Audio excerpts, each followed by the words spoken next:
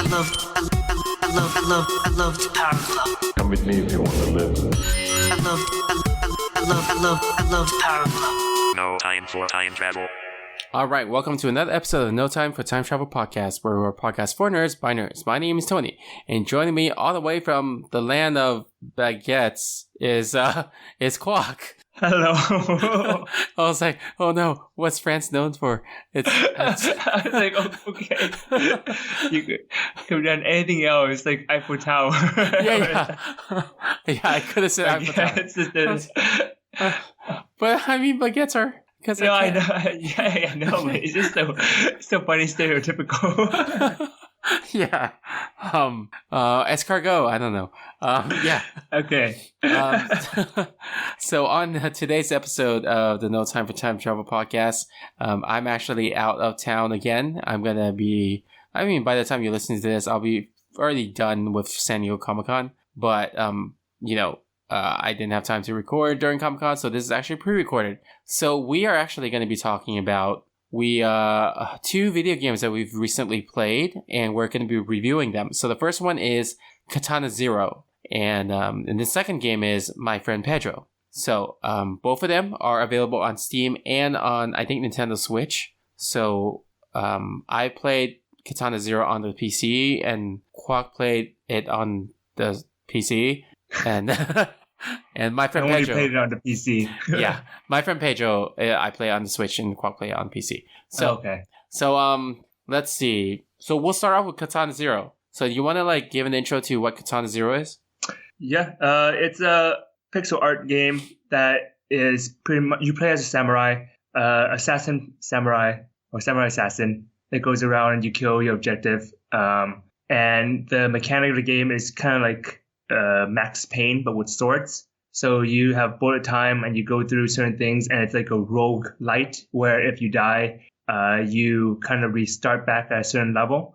So if any of you guys that play Celeste, it's kind of on the similar pace, where it's fast paced. But every now and then you get like the bullet time to slow down to help you out, so you could actually reflect bullets if you need to, and dodge and all that stuff. Cool. So yeah, what are your game impressions? Let's just talk about general game impressions when we played it. I mean, I thought it was pretty fun. I'm always very skeptical of roguelite because it doesn't feel like it's very punishy, because oh my god, I worked so hard to get to this level. Oh, I have to do this again over and over. But I found that it's not too bad that I thought it would be. I think that because there's so many elements to it that kind of pulled me along. First of all, the art is amazing on there. Animation, everything is great. The music is awesome. And I think the story and the way it was telling things were super interesting. So the gameplay overall, I think it's very general in a way, where you just it's a platformer, and you try to get from one stage to another and to kill your objective or the boss, whoever it is. And it's very lifelike in a sense where if you get hit by a bullet, you are gonna die. If you hit somebody, they are most likely gonna die with one hit. Mm-hmm. Yeah, as well. So it moves really fast, and it feels kind of nice and fluid, combat wise. And story wise, I thought it was really interesting how they told things.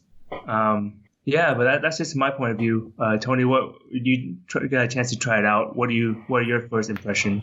I really like the artwork. I really like that, all of it is I guess 8-bit or 16-bit style, but then the speed of it is just so modern speed, And then some of the aspects, like the dashes, that your character can use. When you dash, you get this really nice glow that is more like an HD graphic. But the character and all the rest of the game still feels like a 16-bit game. Yeah. I like that the whole aesthetic is very 80s vibe. Mm-hmm. Did you ever watch Kung Fury, the YouTube series? Yeah, I did. Yeah. Yeah, so it felt a lot like that, like the old school CRT TV kind of with the scaling lines and stuff like that. Yeah. So it was cool. I also really liked the quickness of the slashes. And every time you do a slash, there's really cool particle effects.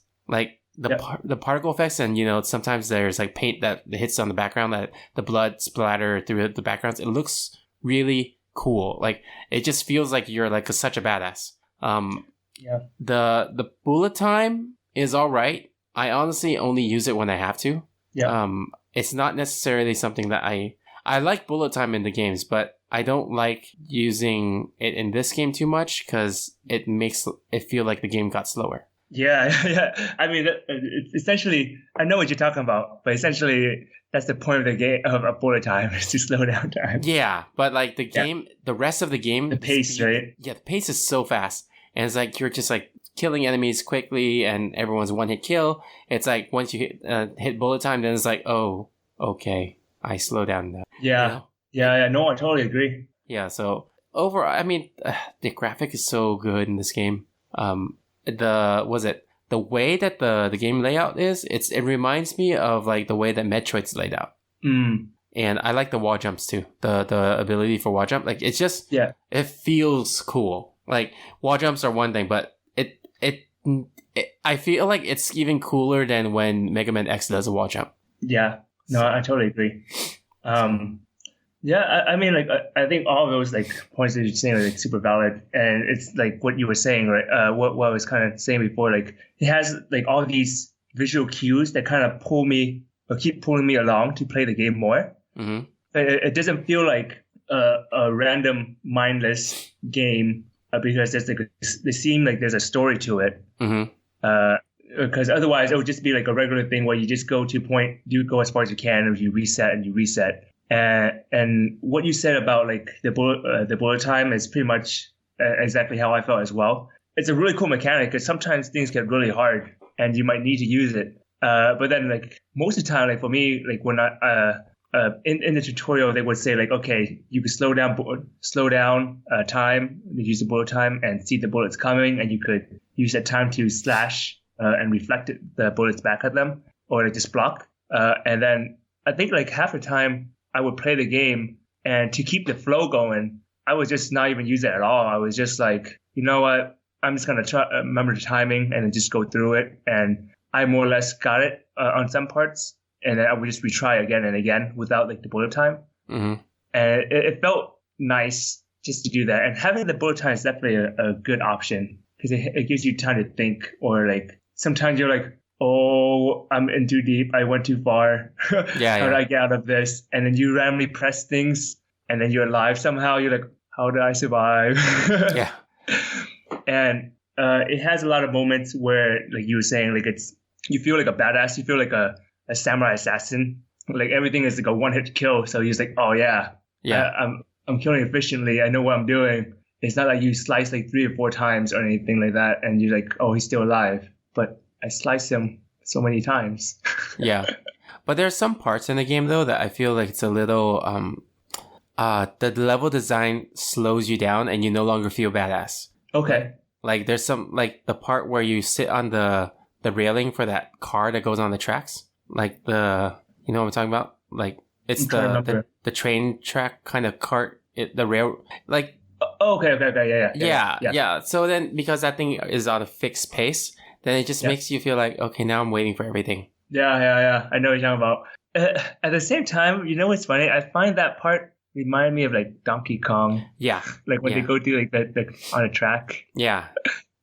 So, yeah. And then the thing that I don't like I know you already mentioned this, but I really do not like the hero being killed in one hit. Yeah. Like, I would rather, like the bad guys in one hit. It makes sense. It makes more sense if it's like you're a badass, meaning that all the other characters you fight, they'll die in one hit, but you can actually have a life bar. Yeah. So like that kind of detracted me because I'm very bad at dodging. So I keep on like it keeps rewinding time for me, and then like the checkpoints aren't really like that great sometimes because like when one scene is too long and then you die, you have to restart that entire scene. It just like it started to annoy me. No, I totally understand what you're talking about. Yeah. Yeah, it's not a game that you can try to run like through the whole time when one sitting because it's not because it's not doable. It's just like it gets frustrating. Yeah. And then at some point you're just like, you know what? I need to step away from this, or oh, I'm just gonna be like super, super careful. Yeah. Yeah. Yeah, I know exactly what you're talking about. And that's like the roguelike aspect that I am always so pessimistic about or skeptical about. Just because of pretty much what you're saying. It's like, oh man, this is knowing how to start all over again. Yeah. That part. And then sometimes like exactly what you're saying is like that level is way too long. And you pretty much have to start all, even though you feel like you hit like several checkpoints, but you haven't. Yeah. And then it's like, oh, wait, I'm like, it's rewinding, right? It's like, oh my gosh, it's taking so long to rewind. It's like that. Yeah. I think that's where like, yeah, I know exactly what you mean. Yeah. But at the same time, I feel like that's one of the things that I had, that I felt was pulling me along, helping me pulling me along with everything was just like the story was interesting. So it helped me push through that barrier a bit, because there were definitely like stages where I'm like, I'm done. I'm tired. I don't want to do this anymore. But then it does feel like really satisfying when you actually beat that level. And like, oh my God, finally I had to do with that all over again. Yeah, I think the level breakdown in Katana Zero is a little bit too long per like stage. Yeah. I would say. Yeah. It feels like they could shorten it. So, because like this type of game, you don't want to like sit down and play for a long time. It's one of those games that you should be able to play in short spurts. Yeah. I know what you're talking about. Yeah, and I think the division of the levels could have been done a little bit shorter, so that it kind of like plays into like some of these levels are great. Like they are great levels, but even if you cut it in half, they are still great levels. Yeah. So if they did that, I think it would have been a lot better, especially for if they're gonna have this like this. This was on the Switch, right? I can't remember. Yeah, it was on Switch. Yeah, so if you're gonna have it on a handheld device and people drop in and out on handheld device gaming all the time, then I think it would have been better if they had the levels a little bit shorter. Yeah, no, I think you're right. So I mentioned earlier that was like similar to a game called Celeste, which was nominated for like one of the best indie game of the year sort of thing back then. And I know you haven't got a chance to play it yet, Tony, but it's pretty much similar in that aspect, in this aspect, but I think it has the one thing that Katana Zero didn't have, and it's like what you were saying, like the level design were a little bit shorter. So like some part felt really long, but when I think back at it, I don't think it's as long as Katana Zero. And so like I got a chance to play on my friend's Switch when we were on like a trip up north of Sweden. It was like a 7-hour trip, so I just sat there and played it for a good while. And it felt really nice, and I thought like I would hate it and be super frustrated, and I was, but I kept playing it, and I think it's because like what you were saying, it was done in short spurts. So every time you finish one checkpoint, it felt like an accomplishment. So you're like, oh my God, yes, move on, yay! And then it's kind of like, I guess like to put it into perspective, it's like saying like, hey, run this marathon. That's like 26 miles or something like that. Like from if you never run a marathon before, then you're gonna be like, I can't do this. This is so hard. But if you say, hey, run maybe like half a mile, and you're like, okay, and then another quarter mile, I'm like, oh okay, run another like half a mile, I'm like, okay, and then it feels more doable, and eventually you reach the end goal, right? Yeah. So I think it definitely helps you push through that mental the mentality of not being able to do certain things because of like frustration and burnout. Yeah. So I'm totally agree with you, Tony. That it's a very valid thing. That it could definitely be shorter, make the game more enjoyable. Yeah. So overall, like, what do you think? Like, I guess I can go first, and then you tell me your score. But out of 10, I think I would give this like a 7. Okay, yeah.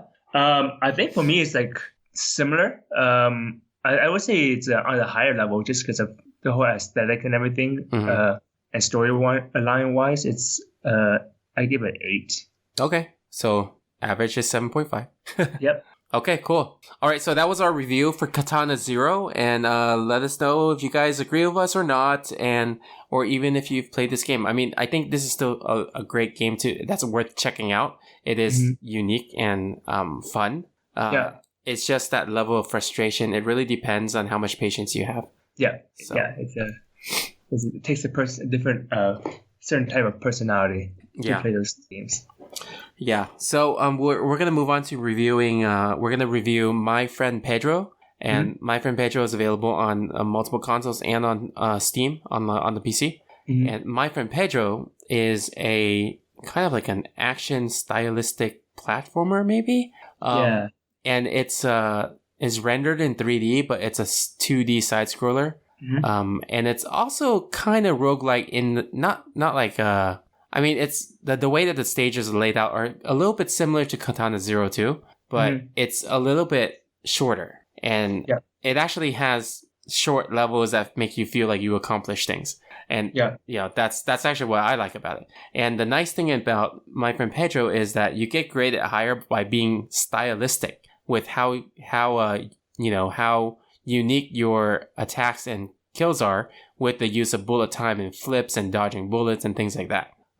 So you played a little bit of it. So what do you think? Like, what are your impressions? Yeah, I mean, it's kind of like what you're saying. You're talking about like the stylistic point of view, and it's kind of it reminded me of like Tony Hawk Pro Skater. Oh but with guns. Yeah. No, I thought it was pretty cool. Like I remember like watching the trailer, and I remember it was really fun to see how they do things and everything. But at the same time, I think like for me, the controls felt a little bit clunky, so I didn't get to enjoy like the whole experience as much as I want to. Like it was really fun to go around and kill them and then try to do like certain move, and then you kind of feel like a certain flow of things. Mm-hmm. But I think maybe because I'm not used to the controls yet, so the control right now I don't remember how it was as for Katana 0, but I'm so used to holding down a button for like bullet time. And then for like bullet time here is like a one-hit toggle. You hit on, you hit off. So most of the time, like we talked about it, like it's like, oh, it's so weird that I would let go and the bullet time would still be running and be slow motion. And then my thought process is still like, okay, I need to kill this guy, this guy, and this guy. And I completely forgot about like turning off the bullet time, that it just runs out and I waste my whole bullet time. Like, oh, whoops, that slows down everything for too long. I don't know what's happening anymore. And I think like there's like certain points I thought it was really cool. Like they had like the whole option of being able to do like a split kill, and I always wondered how that would work. I played on the PC, and they used like a right click and left click to aim for one and then shoot the other. And I thought that felt really nice and intuitive, control wise. And I thought that was really fun, and just like I think for me, like it felt a little bit slower than I thought it would be. I thought it was gonna be like super fast paced. You go with the flow, you kill sort of thing, and then nothing happens, and then you move on, and it will feel like a very fast progression sort of thing. But it was like, oh, I should definitely take my time and kill this guy, or think about how I want to kill this now. So it felt a little bit slower than I thought it would be. And then, like you were mentioning before, with shorter levels that we talked about recently, is like, oh, now that I think about it, it definitely is a lot shorter, because there'll be a lot of times where I would go through, I would keep moving on. It's like, okay, onto the next batch of enemies. Like, oh, level complete. It's like, oh, that's it. Oh, okay, that was short. Yeah. And I think one thing I kind of didn't enjoy too much was also because everything was so felt like really slow sometimes. Mm-hmm. Or I guess not slow. Like the bad guys didn't die so fast. Like I would shoot them like with a machine gun dozens of times, and they'd be filled with holes, but they'll be still alive somehow. I'm like, oh, do I go back and kill you? Do I just keep moving? I don't know what to do. So I'm so used to like, okay, like if you shoot them with at least like 3 or 4 bullets, they should die. Yeah. And I shoot them with like 5 or 6, and then they're like, okay, well, he's still shooting at me. Why? Yeah, Well, I think there's a trade-off, because in this game, even though that happens, right, your character gets a pretty sizable life bar. And there's also like regen of your life too. So I think that was like to balance the game so that the bad guys also are not like easy to kill. Like they still have like you still need to take some work for it. Yeah. So yeah, I think that is the reason why they do it. And like when you mentioned it's kind of slow, I do get that, but I think it also works in its favor because it makes the bullet time that much cooler. Oh, yeah. No. I totally understand what you mean. I think it's just like, for me, coming from games like Katana Zero, where it's super fast paced, going to like a more slowed down version, it just takes some time to transition. Yeah, to get into the mode. This one is a lot slower. Like, so I played this first, and then I went to Katana Zero, and then after Katana Zero, I went back to this. I'm like, whoa, this is really slow now. Yeah. So so I guess like you kind of know what I mean with like the flow of things, right? Like Katana Zero, you just kill and you just move on. Yeah. And this one, you kind of like, okay, you approach an enemy, and you're like, okay, I need to kill these guys stylishly, and you hope like all the bullet hits. Yeah. And then also you said the mechanic about split aiming. So the way that it does it in here is that you would aim like for the switch, right? You would aim to your first target, and then you hold down your split aim, and that moves your second arm only. Like you hold down split aim, then you move the cursor again, then you are aiming with your second arm. So you fix one arm down, and then you move the other one, which is still pretty intuitive, I would say. Yeah, because there's like a natural slight auto aim that the game has, like auto target. Yeah. So that was cool. Okay. Yeah. Well, like PC doesn't have the auto target, so it kind of is like if I don't click within like a certain vicinity, I could just be shooting air. Oh, okay. Yeah. Yeah, I guess like if I do things too fast, I'm like, so there'll be times where I'll be like shooting at the box in front of them because I just didn't move my mouse all the way near them. So I'm like, oh, so I would shoot them and then going over to the right side. And I'm like, okay, I hope the bullets more or less hit around this area because I don't have time to pretty much do that. Yeah, there's also I don't think you got to this yet, but there's a level in there like later on that's a motorcycle level that's very similar to Katana Zero's motorcycle level. Oh no, I got to there. Like, oh, okay. Yeah. I was playing that level. I'm like, this is very similar to Katana Zero. Yeah. I was like, wait a minute, because when I was playing that on Katana Zero, I'm like, they're both like the same game with bullet time. Yeah, but one's with a sword and one's with guns, right? Yeah. So that's why I'm like, this. When we were talking about Katana Zero, I recommended to you like randomly, and then I played my friend Pedro. I'm like, now that I thought about Katana Zero, this is quite similar. Yeah. Like you have even in like the beginning phases of like Katana Zero, you have like the whole, hey, wake up. Yeah, pretty much. And then like this dialogue box just talking to you, and then in my friend Pedro was like this floating banana head that talks to you. Yeah. So one is like more modern where it talks to you through like what you call it, like a walkie-talkie or phone, and the other one is like imaginary friend. Yeah. So it's pretty interesting, and then it has some mechanics that are pretty similar as well. Like in my friend Pedro, you can kick a bunch of random things at the enemy. Yeah. And then in Katana Zero, you pick up random objects and you throw it at enemies. Oh, okay. Yeah. So it's like, you know how like when you're fighting in the kitchen, you can kick the knives, right? Yeah. Yeah. Pretty much in Katana Zero, you can pick up like bottles or like knives and you throw it at them along the way. It's funny, like, because we both talk about those two games randomly because I was like, oh, my friend Pedro's so good. I kept telling you about it. And, and then you were telling me about Katana Zero, and they're similar.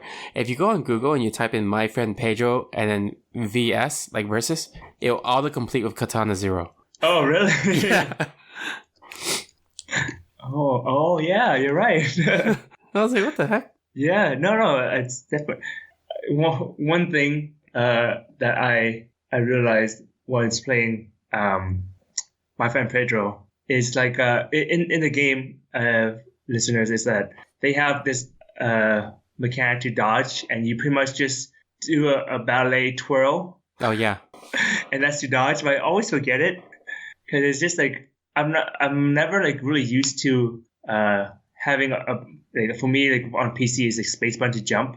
So I'm never really used to having that as using jump to do that, and up for me is like to twirl. So I'm like, I forgot to press up, and every time I would jump, and when I got used to it, the button, I would jump more, hoping that I would dodge things, but it's No. actually to twirl, so I don't really twirl at all. I Yeah. would just stand there and just shoot them normally. And Yeah, just- I forget that too. yeah, and then he would always remind me, remember to press up to dodge. I'm like, oh yeah, dodge. Yeah, for me too. It was like, oh, remember to press L for dodge. And I'm like, oh yeah. But it's really cool when you do the bullet time forward jump dodge, you do flips. And I think the design, the level design in My Friend Pedro is really cool. Because there's like, what is it? There's certain parts where it feels like you're ziplining. Yeah. And then have you done split aiming while ziplining? Yeah, I did. I think that's the thing that I felt like could have been so much better. Just because like when you're ziplining, it's really fast paced and it feels really nice, right? Yeah. But at the same time, like you had to slow down everything just to get down again, and then it's a weird jump and pace because like when you're walking and everything, it's a rather slow pace, right? Yeah. And then when you jump and you go to like zip line, you have a certain flow of things. You just want to go like swing by, kill them, and move on. But then you end up like swinging back and forth because the enemy is still not dead, and you're like, okay, do I just keep going? Yeah. And then I think like I'm on like the skateboard level now. Mm-hmm. So like there's certain levels like, oh, I want to go back and kill him, but then I move forward. I don't want to ruin the flow of how everything goes. And it's like, oh man. I think that's one of the things that could improve with the game is that if the enemies were like a little bit weaker, where they're more sustainable to like dying with like less bullet hits, it would speed up the flow of the game a bit more. So in those moments where you're sliding or like going through the zip line, hanging upside down and killing everything or like shooting at everything, it feels like, oh yeah, this is like those action movies where I have like a very dynamic entrance, killing things, everybody within one shot or within like 1 second or something like that, and you feel like more satisfying versus like, oh, I shot all of them, but they're still alive. Yeah, they're like just like, oh, are they twitching? Like, so, yeah. But you know what's weird? I don't know if you experienced this, but when you use the kick option, like when you're close up to them, is that one hit kill? Yes. That's weird that bullets are not one hit kill. Yeah, that was gonna be my argument earlier. Okay. It's like why is it that I can kick a random object at you, like a basketball, and they will die, but bullets doesn't kill you? Yeah, that's a little bit weird. Yeah, I think that's why like half the time when I was playing it, I would dive in close to the face and just kick them. Oh, okay. Yeah, because I'm like, you know what, this kills you faster. Yeah. I just gonna go inside and dodge and kick, and it feels more fluid for me. Because shooting you with a whole bunch of bullets doesn't do anything. Yeah. You know what I really like doing is kicking the gas tank towards them and then shooting it. It's so weird. Like I try to, can you shoot everything? Like I try to shoot like some things that I don't know what they are actually. I thought like they would blow up, but they don't. They just fall on the floor and just keep rolling. Like those giant oil drum. Yeah. Or whatever. No, those are just meant for you to like stand. Oh, that mechanic is weird. Like when you're standing on it and then you walk one way, it turns the other way. Yeah. I barely found out like the walking on it. I was like, oh, this is a mechanic. This is supposed to happen. Yeah, it's used to like position yourself to get up to platforming, like some certain parts. For me, like my first instinct would be like, oh, it's like filled with oil. If I kick it down, I could shoot it and things will blow up. And I do that. I shoot it, nothing happens. So like, oh. Yeah. I thought that too. And then I realized later it's like, that's probably the worst part, like the worst mechanic is it doesn't behave how you think it is. It's not as intuitive. Yeah. So I think that's why where the clunkiness of the game feels like it's just preventing me from enjoying it too as much as I would. Because a lot of the stuff is like really cool. Like the concept's really cool. I remember the trailer and it's like, they did a really good job showcasing it. But when I played, I'm like, I'm not using controls yet or something. Yeah, sometimes I feel that way too. I was like, why can't I be as cool as the trailer? Yeah, and there'll be times where like let's say like, you know, those things, those ricochet shot where you shoot like metal things and it'll bounce off. Yeah.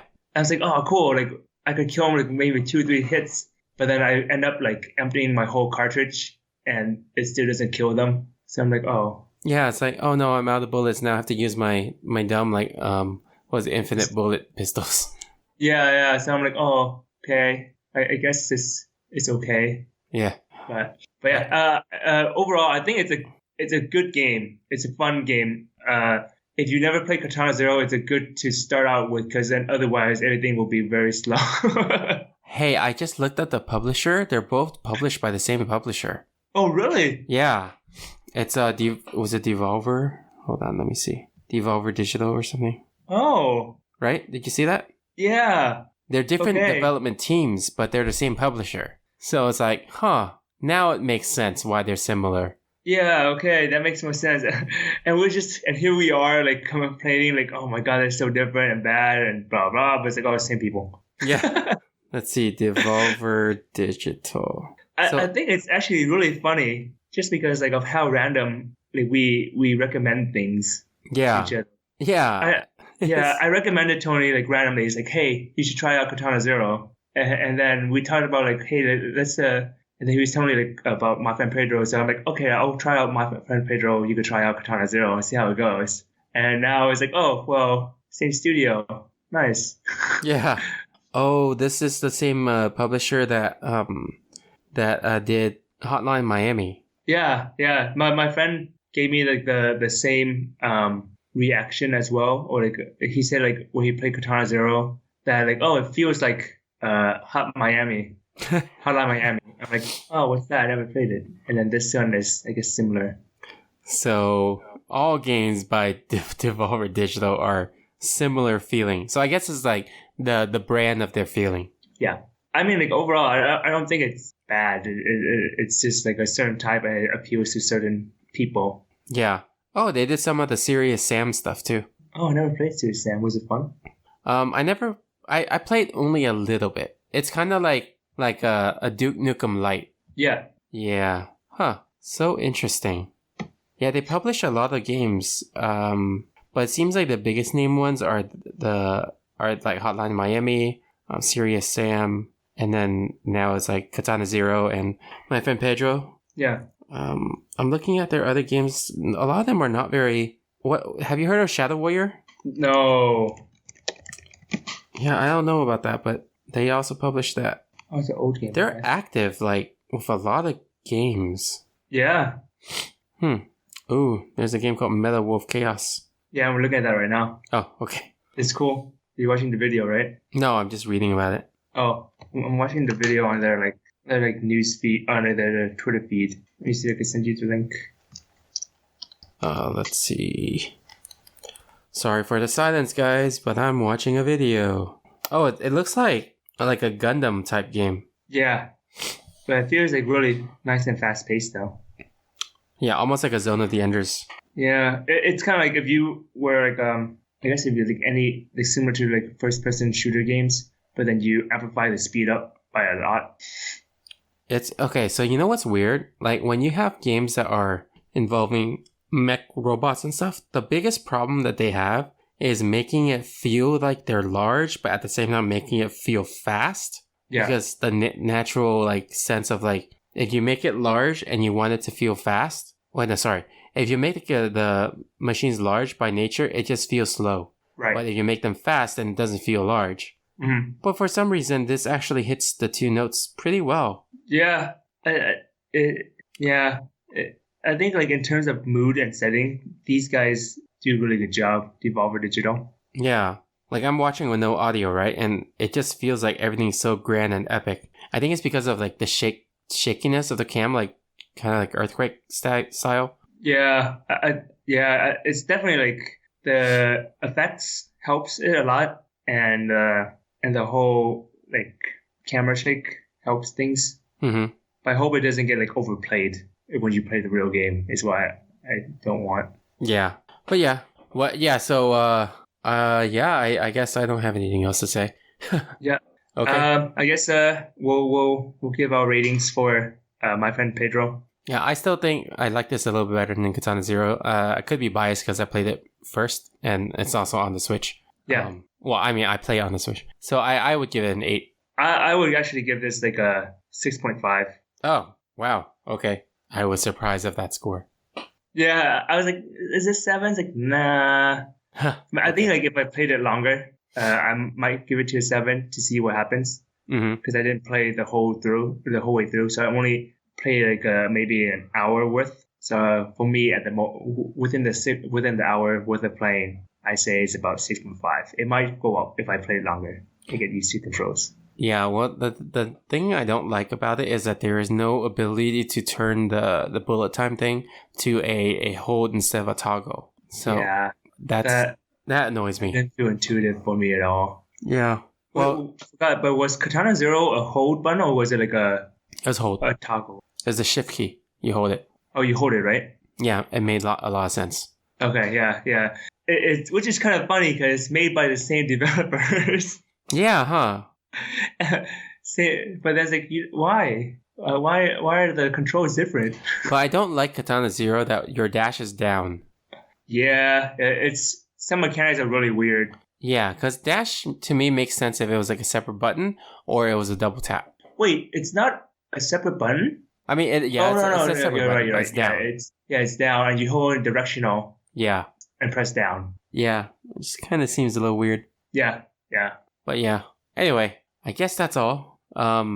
So we will see you again next time, and next episode hopefully will be a recap of San Diego Comic-Con. So until next time, no time for time travel. Signing off, Herdiger and Warp Speed. See ya. Bye. I love the Power Glove. Come with me if you want to live. I love the Power Glove. No time for time travel.